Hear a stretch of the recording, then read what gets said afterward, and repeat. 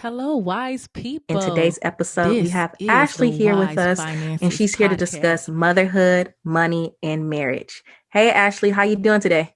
Hey, I'm doing great. So excited to be here. Thank you for having me. Awesome. I go way back with Ashley, so it's so good to see you. We met back in those King Drew days, so long, and it's like I love to see where everyone like their journey has taken them. So you're like the first one that from like our class, like I remember like getting married, and I just remember it being like how did you feel like going into your marriage knowing like you're doing it at a pretty young age? I think Yeah. what age did you get married? Oh man, if I'm remembering correctly, I believe I had just turned 23.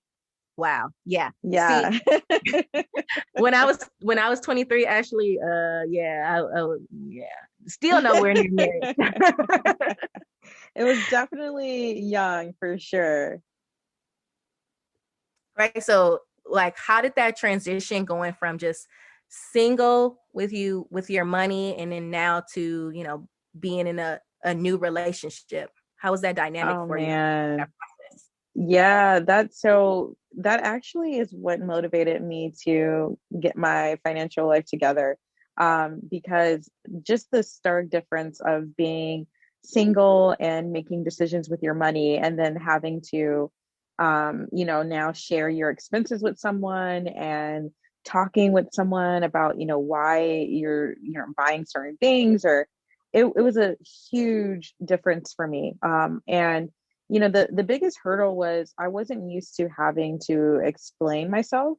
And it's not like my husband was, forcing me to be like, hey girl, like why are you spending X amount of money? Like it wasn't even in that way. It was just that when you're sharing finances with someone, you feel that pressure of suddenly someone's looking at what you're doing. And you can't just Mm. mindlessly, relate to your money the way that you used to, because now it's not just your money. So it was a huge difference for me, and it was a struggle. I'm not gonna lie, it was a struggle for us in the first couple of years of our marriage of learning how to be on the same page with our finances. Right. That's so key when you said that it was a struggle, and it was having that person there, like not like you said, not necessarily watching you, but that you have to be honest with. They can Yeah. see how much you might those guilty pleasures or whatever it was for you at that time. So how was it? How was it? Having that conversation, husband, and figuring out what you needed to change about yourself with money. Yeah, so I think the first most important thing that we had to do when it came to discussing our finances, was that we had to learn that we were coming from completely different environments, and upbringings, and that had a direct impact on the way that we related to money. So before we came to that realization, I felt like we were having the same argument over and over and over and over, and it's because my husband, he's a saver, so naturally he can save money. He doesn't really like to spend money, and there's an unhealthy version of that, right? Like he can be somewhat of a miser where he's like not wanting to Yeah. enjoy the fruits of his labor, whereas me, I was on the absolute opposite end of the spectrum where I loved spending money, and I still do. I am definitely a spender. I've gotten into better I've adopted better habits now along the way, thank God. But at the time, my desire was just to spend money, and I would make money and I would spend money. I didn't have any thought about the future or saving. And so our arguments were always fundamentally rooted in our differences, but we didn't have the mind frame to think about how those differences came about and the importance of connecting the origin of those differences into our conversation to first empathize with each other, but then also find Mhm. ways to pull ourselves out of it. Because I think the danger is like when we, especially in the context of a relationship, when you're with a partner and they relate to money differently, we just assume that there's only one way to relate to money. And then because of that, we don't realize that a lot of our behaviors around money are learned. And because they're learned, we can learn new behaviors. But if we just Exactly. assume that someone just is, they just relate to money in a certain way, and it just is because it is, then that's a fixed mindset, and then you're going to constantly have the same argument because you're not willing to learn new things. So we had to first connect the dots of like, what did we learn about money?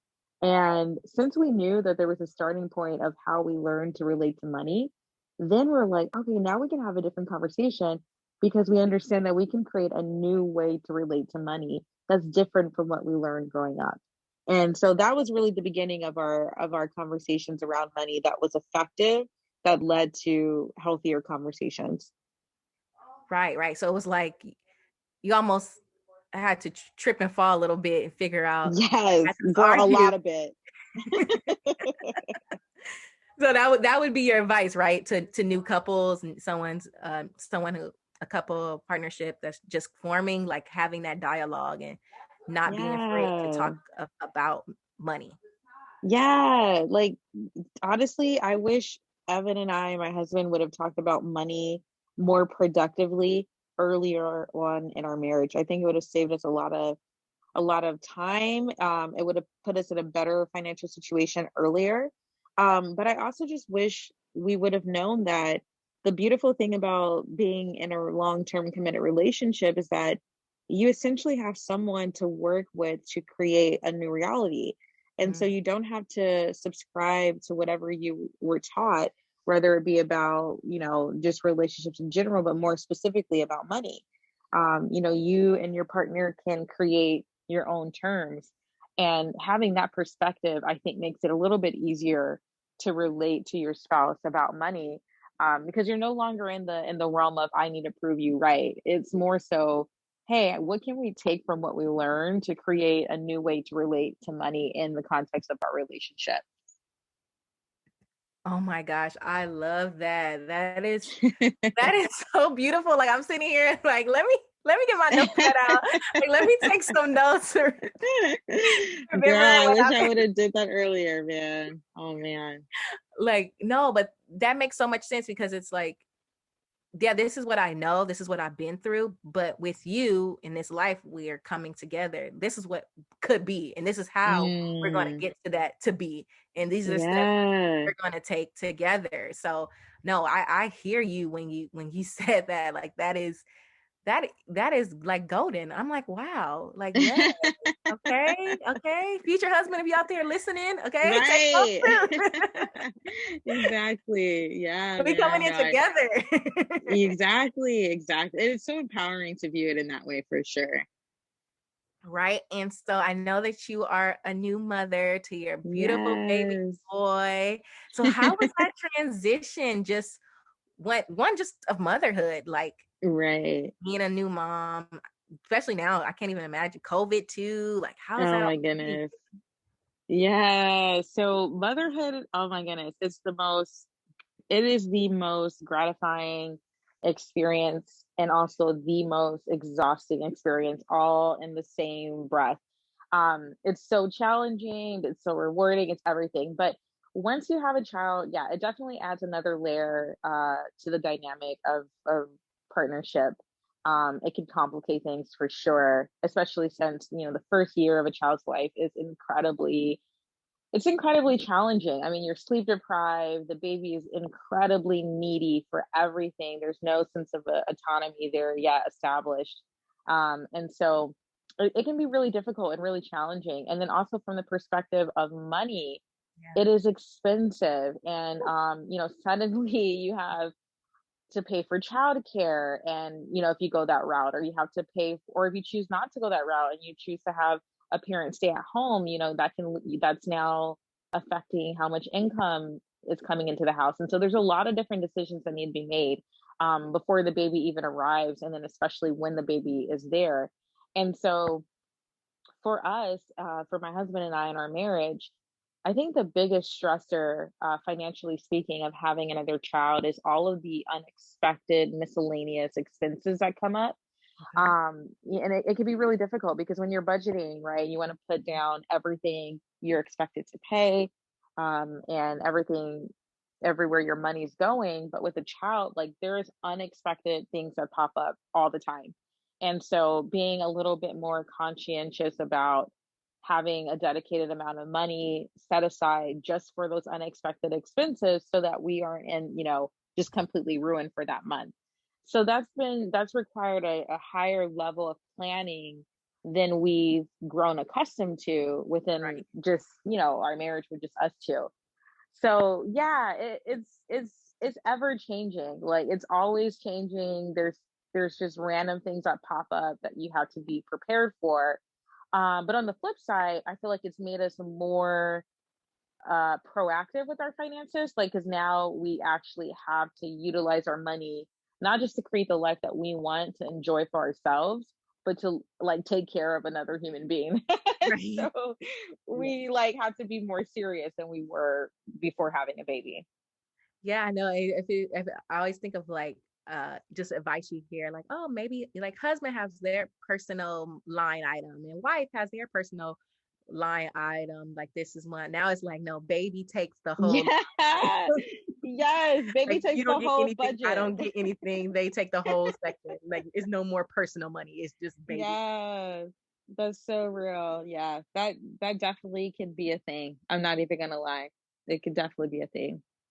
Right. And then how did how are or if you can share, what were things that you wish you would have done differently, kind of like preparing for baby, maybe before you started preparing for baby? Yeah. So Mm, it's yeah. like, job, medical leave, like is there things that information you wish you would have had? Just kind of thinking back on that process. Or Yeah, this is a really great question. So luckily, my husband and I, we did a lot of planning for the baby in terms of, how are we going to afford another mouth essentially. yeah. But one thing that we did not do well that I wish we would have done better or been more intentional about is really sitting down and thinking about the cost of childcare. Mhm. Because girl, let me tell you, childcare is unimaginably expensive. Mhm. Since this is a podcast about money, I am happy to get into the numbers. I am an Yeah, open book when please it comes do. to that. Girl, so we have our son in childcare in a daycare facility that we, for the most part, we love and trust. There's issues that come about, but you're always going to have issues when it comes to someone watching your child because it's your Right. child. But for the most I part, don't it's a watch my baby like I quality. watch my baby. Right, exactly. But for the most part, it's a quality daycare. And so the full-time cost for our daycare for a month is $1,600. And so So, it is so expensive. Um, and the thing about childcare that we didn't know beforehand is that, and this is usually the case across the board, regardless of if you send your child every single day, regardless of how many hours they actually are there, unless you specifically are asking for part-time care, you are still expected to pay. So we live in Michigan and there's crummy weather sometimes, and the daycare can shut down for 2 days, 3 days, whatever, at a given notice. yeah. You're still expected to pay that $1,600 rate, regardless of how many times your child is actually in the facility. And Mhm. that was something we did not know about. It was really frustrating. Yeah, And you're I like, oh, I'm think gonna if, save. I'm gonna save on my yes, baby because the baby's at home. exactly, Like, no, exactly. we still got And yeah, they don't care. It's like you still have to pay sunshine or rain. And so I think we just weren't prepared for how expensive childcare actually is. I wish we would have done our homework to talk to multiple facilities and really get a better idea so we could plan for it a little bit better. Because we were definitely shocked when we found out specifically how expensive it was. It's crazy how expensive it is. wow. Does that kind of and now I'm getting all in your business. But does that change maybe for future babies, baby number two, or does that Yeah. Oh my goodness. It definitely throws a wrench into our plans for sure. In the sense that now that we are, well, the one thing I will say about childcare costs is usually most childcare facilities give you a discount the more children you have in that particular facility. Otherwise, it would just not be sustainable for parents of multiples. So I will give them that. But even with the discount, it's still going to be more expensive. And so that makes our planning for a second child a little more, it forces us to be a little more intentional. And so it makes us have to go back to the drawing board and think, what can we cut out? Can we afford this? How much do we need to have saved? Do I need to negotiate a higher salary with my work? Do I need to add an additional stream of income? Or are we ever going to get to the point where it makes sense for one of us to leave the workforce altogether? So these are questions that, we definitely have to have conversations about before just deciding, hey, let's have another baby. And, I think it's something that for anyone out there looking to have a child, they should really consider these questions, because they will come up regardless if you take the time to address these questions. They will come up and you will eventually have to address them.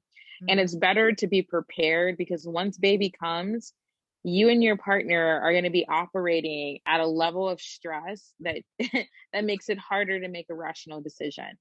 And so it is in your best interest, anyone out there listening, thinking of having a child, to address these issues beforehand if possible, because you don't want to have to make those decisions when you're operating in this, I'm sleep deprived, I'm stressed, I'm not thinking clearly, and now suddenly I'm having to make really big financial decisions. But yeah, all that to say, it definitely complicates having a second child for sure. But because of that, it actually motivates me to, do my best now, financially speaking, to position ourselves for another baby. No, that totally makes sense. It's like that hidden drive. It's like, yeah, I Yeah. don't want to get into independence, but it's like, yeah, now I really want to get into that financial independence for Yes. for both Mm-hmm. of like both kids, or however many Right. you choose to have in the future. So no, that Right. that that definitely makes sense. Thinking about money and parenting, like, have you thought? I know your he's just turned 1 not too long ago. Have you even thought about like how you want to talk about money? Like you shared just how important just that upbringing around money is. How do you feel like you and your husband are gonna kind of address some of those things in parenting as he gets older? Yeah. Yeah, this is a great question. So this is something my husband and I, and his name is Evan, just for future reference. So I don't have to keep. I think it's so annoying when girls are always like, my husband. My husband's like, girl, he got a name. What is his name? So his name is Evan. So Evan and I discuss this quite frequently, actually. And we're very passionate about instilling financial values into our son, so that he can be, make the best decisions for himself going forward.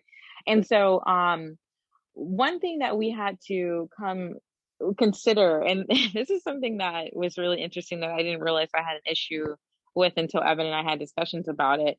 But I grew up in a household where we struggled financially. Like money was not a comfortable topic, because often it was surrounded with lack. So whenever we talked about money, it's because we didn't have money. And so, being in a position, God willing, with Evan and I, where we're working towards financial freedom, and we are already in a position that's better off than my family was growing up. This whole issue of, okay, so my son's not going to have like the struggle experience, right? And so it's like, how do you instill in your child an appreciation for money if they may not know about doing, or something we want to be very intentional about doing as Lewin, my son, grows up, is just including him in our financial decision makings. I think that's something that a lot of parents don't do. And I can understand why. There's a little hesitation with, wanting to involve your children with your finances, because, if it's something that's particularly stressful, maybe you want to shield your child, or maybe you want to protect their innocence. And I get that. And we'll definitely use our discernment. But for the most part, I think children, they learn how to handle stress and how to deal with decision making from their parents, from what they're seeing in their home. And so we want to include him in our budgeting and our money meetings, which is something Evan and I do. So we meet and we call them our money meetings, and we go through everything from, where are we at financially with our goals, with our salary? Are we okay with it? Do we need to ask for more money? Do we need to switch a job? How is our expenses? Are they too high? Are they too low? What about our debt? And so we go into these deep dives of where we are. And, obviously when Lewin's a child, like he is now, probably not having these super heavy money meeting conversations with him, but it's Now, something as he gets, gotta pay for that he's diaper. like, what? Right. You're like, what are you talking about? But as he gets older, like definitely having him be a part of the family decision making, because it will impact him. And so, giving him those tools of how to discuss money productively, I think comes through involving him in those decision makings. And then other examples would be, definitely having a chore system in our family, so that he can know that you have to earn money. We're not quite sure exactly if every chore we have him do will have money attached to it, because we also want him to know that it's just part of you do clean because you just have to clean. You're Yeah. not always going to get paid for it. Right. But Like I didn't like, get don't, right. like Yeah, I like, didn't get paid to do that. you still got to do the dishes, honey. Like, I don't care. So, but these are just little tools that we want to implement, of like, you can earn money by working, and money isn't something that you just get because you're alive. Like, you have to work for it. And so, and then also just explaining everything we're doing for him. Another thing we're doing is we have a custodial account set up for him, so that he will inherit every cent in that account when he's 18, and he can do whatever he wants with it. And so a part of that means, explaining to him, hey, you just got money for your birthday. You can choose to put this money aside for the future by investing it, or you can spend it right now. And there's nothing wrong with spending money, but just understanding that you also want to spend money on your future self. And so using that account as a vehicle to have those conversations is a way that we plan on, immersing him in the world of finances. Yeah, I know. I love that. It's like using a custodial account, but not letting it just be like a secret, something like that you and Evan only just contribute, or family just kind of they never know. But it's like, no, you have an option. Like, what do you want to, what do you choose? Do you want to spend this Right. money? Do you want to save some of it? Do you want to invest some of it? So like Yeah. having those early mindset and early decision makings, I don't know, that's I think that's he won't ever have to question that when he gets 20 on his own, because he's been doing that majority of his life. So Exactly. no, I think that's amazing that that's something that you want to already implement at a young age, and having that choice, but it's like a Yeah. smart choice, because you're going through the fundamentals and the teaching younger, and so then it's like, okay, now it's going to be to a point where it's on you and it's only you. You can't come to Mm-hmm. mom and dad. Exactly. And something you said is so true. It's like what ends up happening, for a lot of people, including myself, is like, when we grow up, we're not an active participant in these conversations. And Mhm. so we become adults and we start making our own money, and then we don't know how to relate to it. And we don't know how to deal with it because we didn't have those tools. And not everyone, but for me specifically, like, that was my story. And so, of course, we have adults, 18-year-olds go to college and open a credit card and have no idea what they're doing and get in debt. Like, of course, these things happen because money has become such and I think we're getting better, but in the past, it's been such a taboo topic that a lot of people probably don't even know growing up how much money their parents made, like what their salary was, Mhm. and so, my hope is that we break down those barriers and we just become radically authentic with how money is dealt with, so that when our children become adults, they're not shocked, like you said, with, oh crap, what am I doing? Right. No, I love that. Yeah, just breaking down those conversations, those barriers of money. I think I even think about that. That's the whole purpose of this podcast, is to have a platform where we're educating, we're teaching.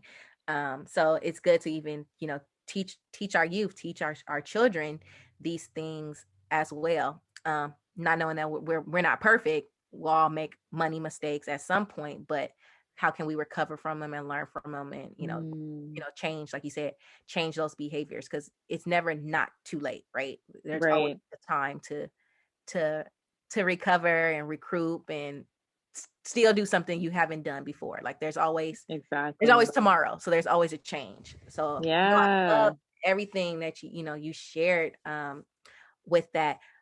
Moving forward, just kind of reflecting on like yourself, your husband, your goals, your family goals. What are some key things you want to kind of achieve in 2021 for financial goals? Oh man. So yeah, so for this year, I think one of our biggest goals, and I'm hoping we, you know what, I'm gonna say it's gonna happen. I'm not gonna hope, Yeah, I'm gonna say speaking it's gonna into happen. position. Speaking right But here on this platform. right, exactly. We're gonna speak this boldly, have radical faith, right? So You I gonna think our listen back to biggest this episode and it's like, dang, I remember when I doubted that that would even happen. right, right, exactly. So our biggest goal is we want to buy a rental property. So we have a house and we've been house hacking for 3 of the 4 years that we've owned this house, I want to say. Mhm. Which essentially is, renting a room out in your house so that your rent is basically covered or your mortgage is basically covered. And that's been our story and it's been amazing. But going forward, we want to actually buy a separate house for renting purposes because it's kind of hard to house hack when you have a little baby that can cry in the middle of the night. I don't, not a lot of people are signing up to room with a baby that's not related to them. So, Yeah. but yeah, that's one of my biggest goals. And then another goal we have is so Lewin, sorry, my husband Evan, he still has law school student debt to pay down, and our goal is to get it down to 80,000 by the end of this year, which will be a huge feat because he started off with $120,000 of student loan debt Yeah, from law school. Hmm? yeah, and my listeners all know all about the law school debt. Our previous Woo! had shared how she paid 150,000. So it's possible. It's It's possible. possible. Yes, it takes a lot of dedication, and sometimes it doesn't feel good, putting $3,000-4,000 a month towards your loans. But Yeah. that would be if we can get it down to that level. We will be on track to paying off his law school debt within 4 years, Oh, which will nice. be amazing. So those are our two biggest goals right now. In which case we would have 2 years left over to finish his debt if we hit that goal by the end of this year. So yeah, we're gonna speak it into existence. We're Speak gonna it. do it. Yeah, those are some great goals to have, and I think it all goes to your bigger plan. And no, playing that rental income and rental home for sure, because it'll happen, and it'll only help you more achieve the next goal with the law debt. Exactly. So Exactly. Yes, that's the goal there. Because it's like, look, this debt ain't going nowhere in the time being. right. And the best way to do it is just to increase our income, passive income, other streams of income, so we can just kill it as fast as possible. Right. Yes, I love that. Love that. Just and then the greatest thing is, you have someone right there, your husband in your corner, like and vice versa. He has you in your corner, you guys cheering cheering each other on. I think that's like the beauty of just marriage and like a partnership. That Yeah. like you're working together. And it's like you said, like we hit like it's you all like you even embrace that like, his debt too.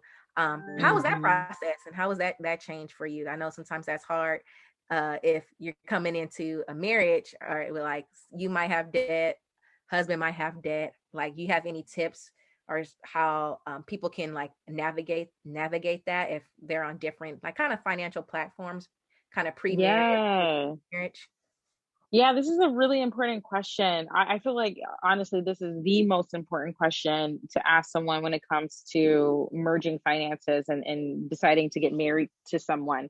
You need to be very clear with your partner on where you stand financially. You do yourself and the relationship a disservice by, and I'm saying you plural here, Yeah. you do yourself a disservice Talk to me, by talk to me. shying by shying away from those conversations, because again, we can be in denial as much as we want, but they're going to affect us regardless of if we choose to and acknowledge it or not. And so, Evan and I were very clear with each other.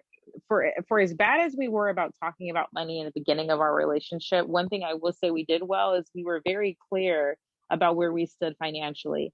And Mhm. so, he knew how much I had in debt, not only with student loans, but credit card debt that I brought into the marriage. And Evan at the time didn't have any debt. He joined the military, so they paid for his undergrad. But we did have a conversation about him going to law school, and so we went into the marriage eyes wide open in regard to how much debt I had and how much debt he would be incurring. Yeah. And we had a pretty frank conversation about, okay, you want to go to law school. We understand the amount of debt. What is our plan? And so I think that's really important to one, acknowledge where you both are financially, and then also discuss what is the plan, right? Because if you're going to law school and you're racking up six-figure debt, I need to know what your plan is to pay down that debt, and also what is going to be the ROI. And so I know sometimes people shy away from having frank conversations like that when it comes to a romantic relationship, because it's not it can sound very business oriented. And I know a lot of people say, oh, marriage is not a business, but it absolutely is. And marriage is definitely a business in some regard, and it will be the biggest financial impact. It will have the biggest financial impact on your life, potentially, apart from having a child. And so, yeah, I would just say that, like, go into the relationship eyes wide open, be very clear about the financial baggage you're bringing into the relationship, and be very open with answering questions on if you are taking more debt out or if you're making a risky financial decision that will impact me. What is your plan to get out of that situation or to bring value to it? And so that helped us, I think, come up with a plan. And I encourage everyone in a romantic relationship, if you intend on merging finances, especially, you got to have those conversations. Yeah. Oh, whew. Like I said, I have my pen and paper out. Like I'm like, this is so good information, Ashley. I thank you for just coming on to the podcast and sharing your wisdom, marriage, money, motherhood, parenting, all of the above. I definitely know I have listeners from all over demographics, and I wanted someone to share those things that people might be facing. Because I have a few new mothers as listeners. So I love that you're able to kind of have that perspective on sharing how finances has affected you and those tips.